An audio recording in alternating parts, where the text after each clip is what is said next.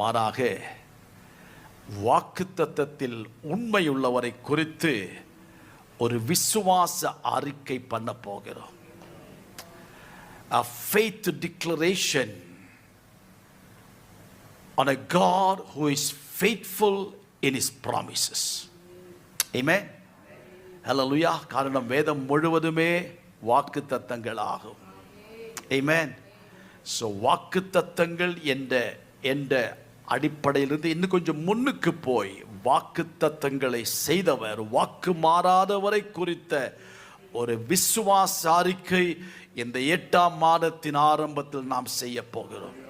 ஆமென். காரணம் நம்முடைய வாழ்க்கையே விசுவாச அறிக்கைகள் மேலே சார்ந்திருக்கிறது. ஆமென். அதற்கு நமக்கு உதவியாக சங்கீதம் 16:8 நாம் எல்லாருமாய் சேர்ந்து வாசிக்க போகிறோம். சங்கீதம் 16:8, Psalm 16 and verse 8 எல்லாருக்கும் கிடைத்ததா? ಎಲ್ಲರಿಗೂ ಸಿಕ್ತಾ? ಕೀರ್ತನೆಗಳು 16:8 ವಾಕ್ಯ எல்லாருமாய் சேர்ந்து சத்தமா வாசிக்க போறோம். It's a declaration. புரியுதா உங்களுக்கு? டிக்ளேர்னா என்னது?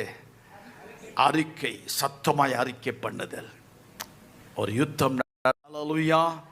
கர்த்தரை எப்போதும் எனக்கு முன்பாக வைத்திருக்கிறேன், அவரின் வலது பாரிசத்தில் இருக்கிறபடியா நான் அசைக்கப்படுவதில்லை. ஹல்லேலூயா.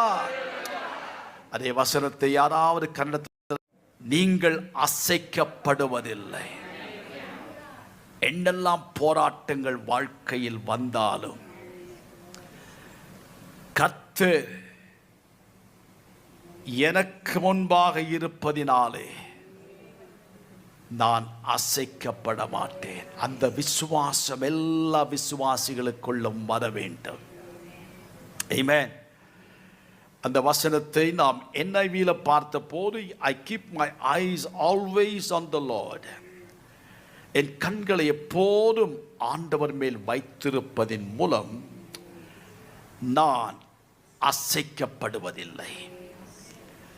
அதனை KJV, King James Version எப்படி என்றால், I have set the Lord always before me. அதாவது தமிழுடைய அதே அர்த்தம் தான் King James Versionல பார்க்கிறோம். I have set the Lord always before me, because he is at my right hand, I shall not be moved. Amen. Hallelujah. இந்த காலை அந்த வார்த்தை உங்க உள்ளத்தின் ஆழத்திலிருந்து வர வேண்டும். வெறும்